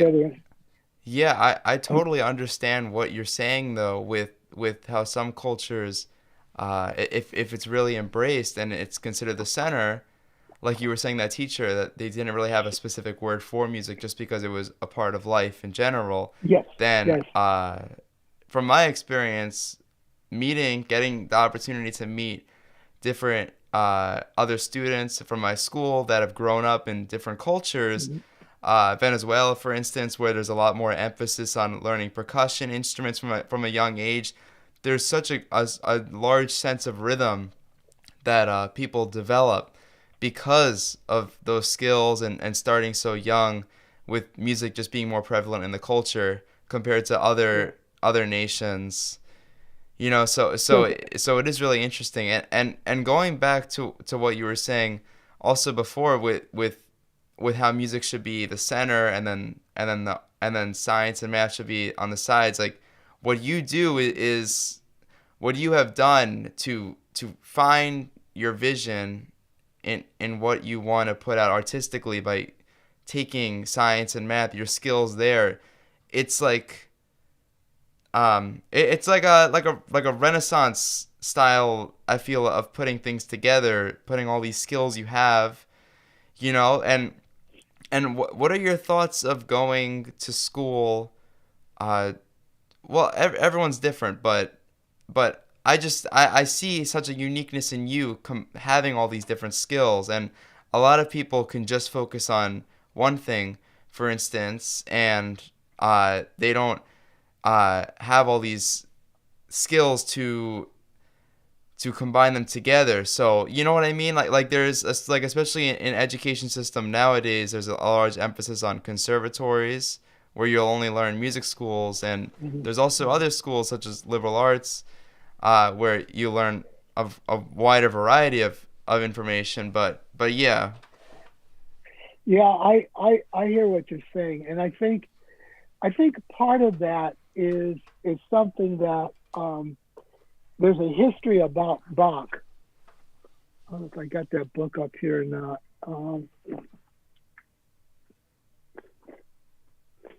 But there was a history of Bach.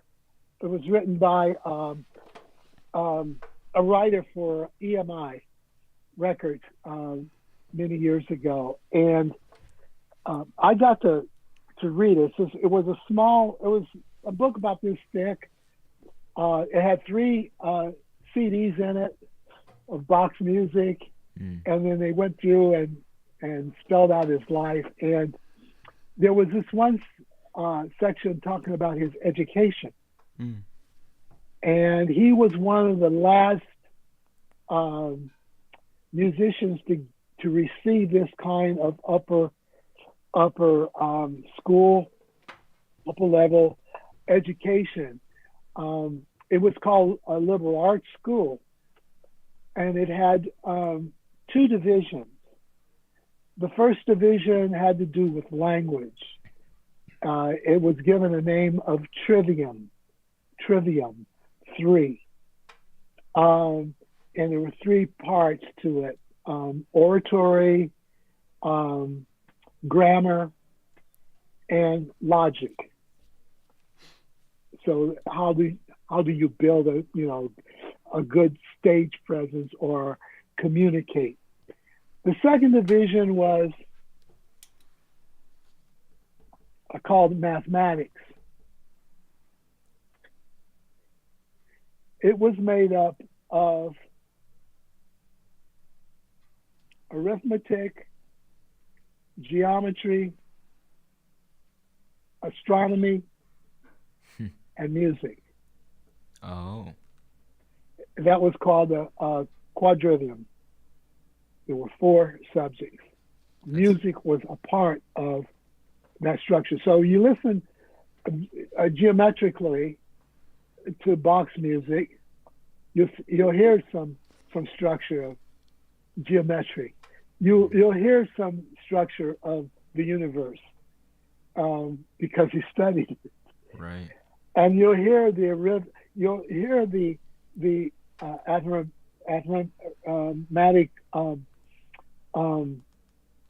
parts of how he did this, and all of this stuff was the same stuff. He had both of these divisions as part of his education. So Bach was not only a great writer, but he, as far as composition and an excellent musician, but he was a builder of the instruments that he played. Oh, I didn't know. Oh yeah, he built pipe organs, and he was a consultant to people who were going to build pipe organs. They would call him in. So he knew the instrument inside and out. Wow. Okay. So, and I think part of knowing that, it kind of validates the fact that if you know your instrument, how to play it, you may not ever have to build one, but it would be nice. You would understand the tone for most part, most people would not ever be able to build their own instrument. They couldn't build a Stradivarius, or a Stradivarius, or they couldn't build a Bach horn, But if you know what was in it, I mean, why did Dizzy Gillespie have a horn that the bell of the horn shaft is pointed up this way and stood straight out? I mean, he knew something about projection, If you looked at him play that with those big cheeks. That's you got a pretty good cheek radius there. Wow. I don't have that far. I tried to play trombone when I was in high school. I tried. I didn't stick with it. You can only get one note out at a time. Well, now there's some multiphonic people, crazy extended techniques, but yeah. But thinking about what happened in Bach's time, having that kind of a base to understand that music and all of this other stuff was interrelated. What happened after that, and during the Renaissance, from what I can understand, they took music out of the mathematics division and had it on the side. That's where your conservatoire comes in, okay? You were to study music for the sake of music, not that music should be related to anything else. And I think that's where they lost it. And we have, of course, that was brought over from Europe. So we have those things. When you think about it, all of the stuff that we're confused about now, most of the stuff was already covered, centuries ago, and we just discarded it. Can you elaborate? What do you mean, stuff we're confused about? Well, the stuff that we're confused about, whether or not music's important or arts are important in education. I see. Okay. I think most of us, at least when I was going through school, we had PE. And in PE, we did exercises, but we also played games. Basketball, baseball, play a little touch football or something like that. Okay. Mm-hmm. This didn't mean that we were going to be athletes, but we understood what it took to be a good one, and we understood the game. What would happen if art was treated the same way as athletics or physical education? Because it is a part of us. You were explaining that down in was it Brazil? You were talking about the Venezuela. Venezuela. Okay, where do you think they got this from? How do you think we learned how to walk? Was it because we had a handbook as a baby to tell you? No, we watched. We emulated what our parents did. We wanted to do that. So if you have systems in place that people can have at least the opportunity to be engaged, they will find out whether they want to walk the rest of their lives or run or whatever else, but they will at least have the tools in the toolkit. And so developing rhythms, you said some people you have to develop. Sometimes this is acquired knowledge, not necessarily one that you actually would do when you came forth in the world, but you acquired these things. That's the reason we, as Americans, we all learn to speak English if we were born here, and not Japanese. And the Japanese in the same way. They speak Japanese. Why? Because that's what they heard. That's what they emulate.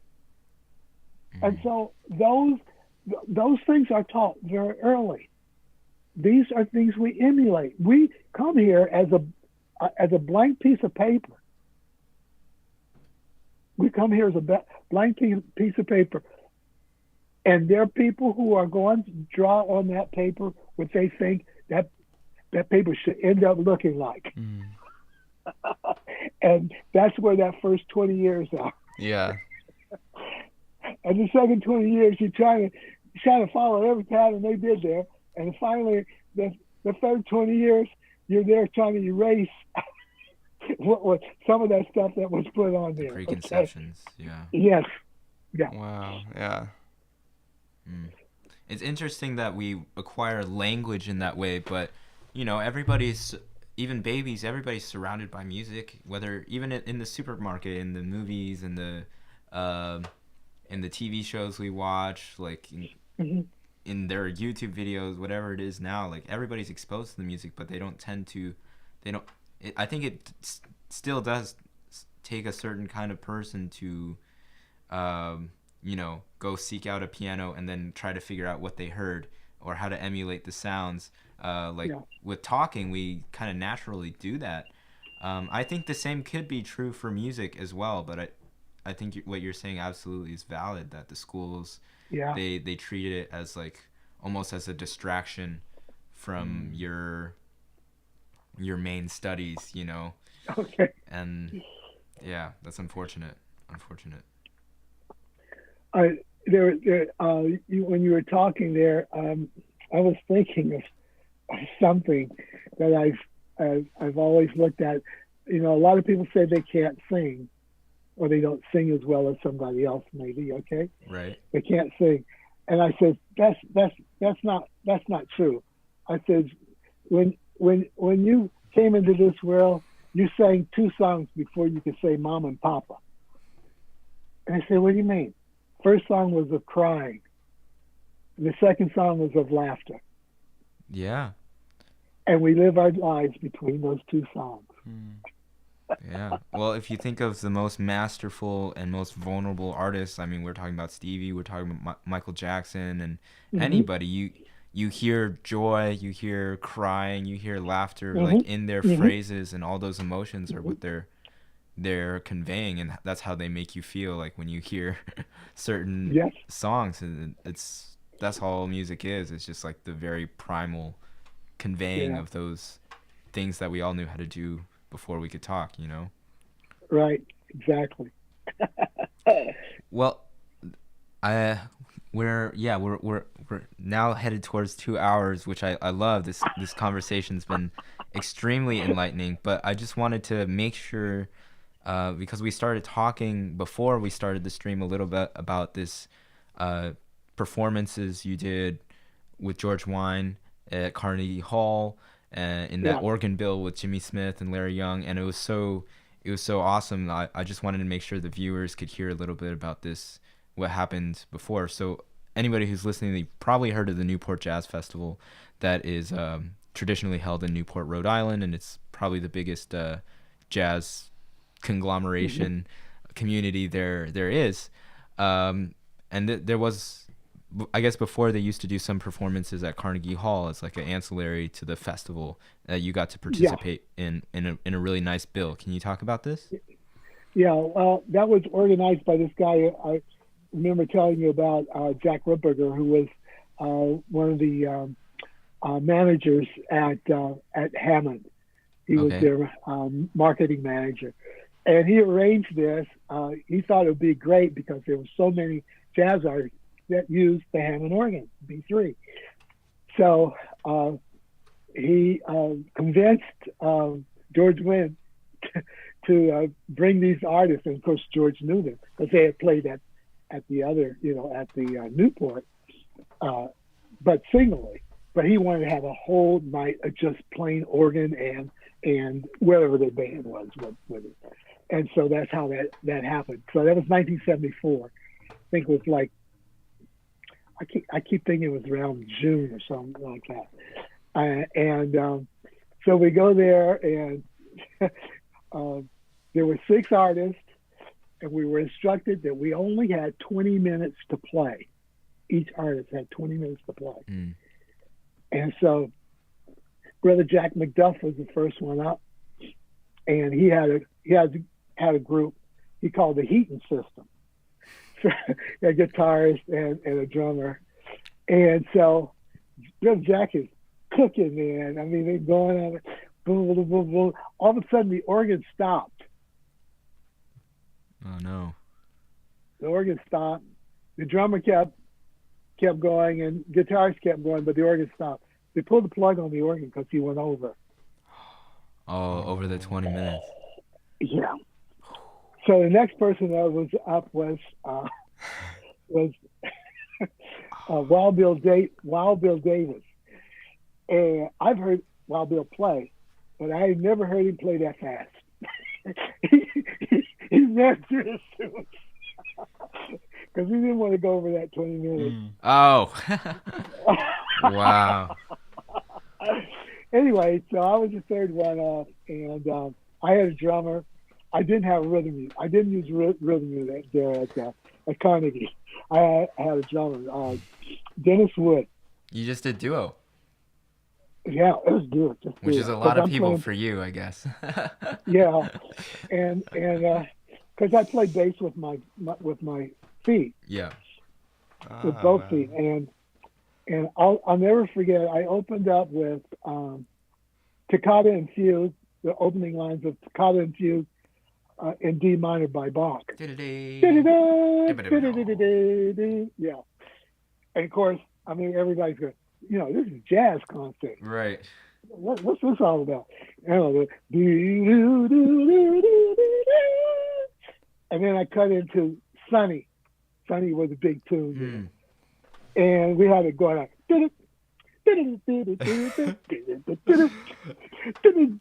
Okay, like that. So I'm playing along, and so I take my hands off the keyboard, and I play the same melody with my feet. And the crowd went crazy. I'll never forget that. Because most of the organists are not using their feet that much. They have a bass player or somebody, or they're playing left-hand bass.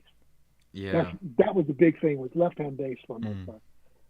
And I know we must have been out there longer than 20 minutes, but they didn't pull it. They didn't pull a plug. So afterwards, and then I think Larry Young was there, and then Jimmy Smith. There was somebody else, and I can't remember. Oh, Shirley Scott. I think Shirley Scott. Oh yeah, from Philly. And Yeah. Shirley, that was my idol as far as jazz organ. I love the way Shirley just could. I mean, it was. I got to meet her. I mean, it was like being there on stage with your your idol. Right. And then Jimmie closed the show out. Was he He got a Spanish. Was he with Wes Montgomery and Jimmy Cobb, or was it that? God, that I'm trying to remember who was playing with him that night. God, I don't remember who was playing, but he had an ensemble. I mean, he had two other people playing with him, drummer and I don't think he had a guitarist. I think it was just he and drums. Oh, okay. Wow. Yeah, and because it was really trying to feature the organ. Yeah. Probably somebody killing if it's Jimmie. Yeah. Because he's doing his left-hand bass, and he plays pedals too, but mostly his left-hand bass is what he's kicking most of the time. Yeah. And he had the second standing ovation that evening. Of course, he would have a standing ovation, but I was honored to have the first standing ovation that evening. Yeah. And I've never forgot it. After that show, Hammond put on this little party for all the participants and invited the stage crew to come to this party. It was next door. And so I got around the stage crew and I said, "Hey man, I know I must have played more than 20 minutes."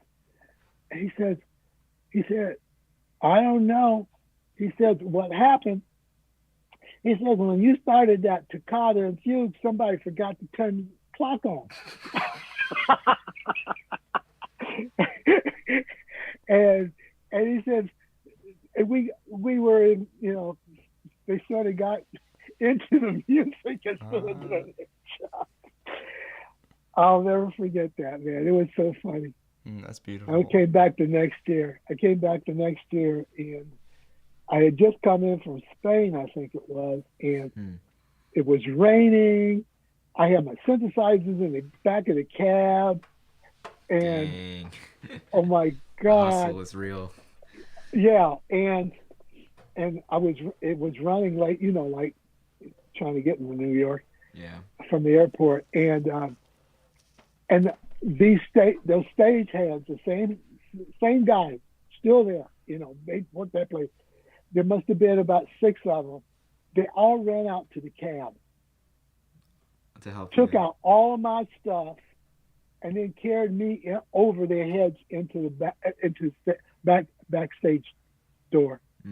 I'll never forget that. Wow. I'll never forget that in my life, man. It brings tears, man.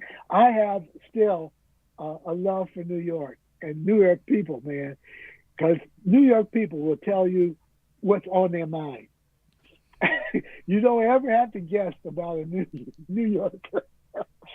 and I always say they reflect whatever you put out. They reflect. And if you ain't right, they'll let you know. Yeah. That's beautiful. 1975, you still remember that act of kindness, Oh yeah, man, and that's the only thing I think is going to heal this world is people being kind to one another.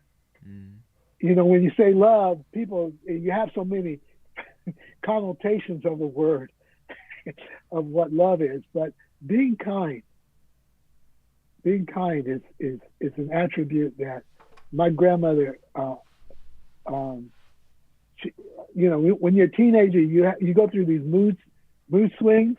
You guys never been through that now, right? Ask my mom. Yeah. And I would go through one of these mood swings or something. He said, Donald, he says, you don't remember anything else I tell you. Just be kind to people. You can make a life out of that. Yeah. You can make a life out of that.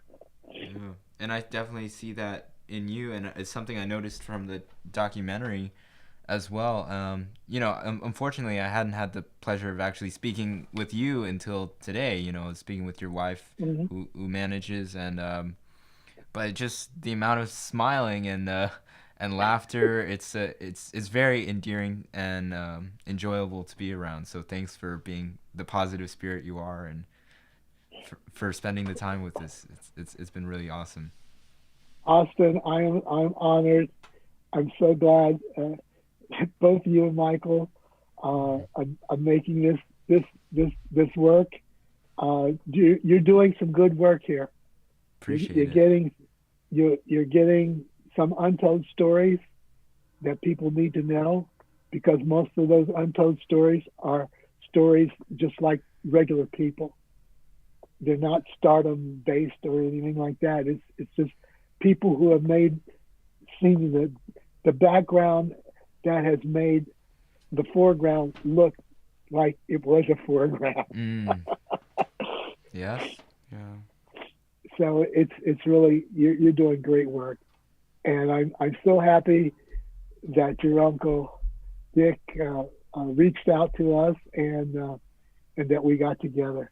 Yeah. So you guys keep up the good work. Keep in touch. Stay safe. Stay healthy, and we'll get through this pandemic. And as soon as we do, we're flying out to New York and find out where Long Island is. Yeah. That'll be a great day. That would be. All right. All right. Thank you so much, Don. It's been such a pleasure. Yes, thank you so It's much. my pleasure. I'm grateful. Thank you. All Bye-bye. right. Good night, everybody. Thanks for listening.